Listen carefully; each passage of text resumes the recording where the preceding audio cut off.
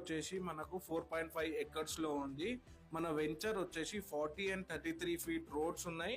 Venture లో electricity కూడా provide చేస్తున్నాం. అండర్ గ్రౌండ్ డ్రైనేజ్ సిస్టమ్ ఉంది అండ్ డ్రింకింగ్ వాటర్ సిస్టమ్ ఉంది. సో మనకి దీంతో పాటు మనకి చిల్డ్రన్ ప్లే ఏరియా ఉంటది.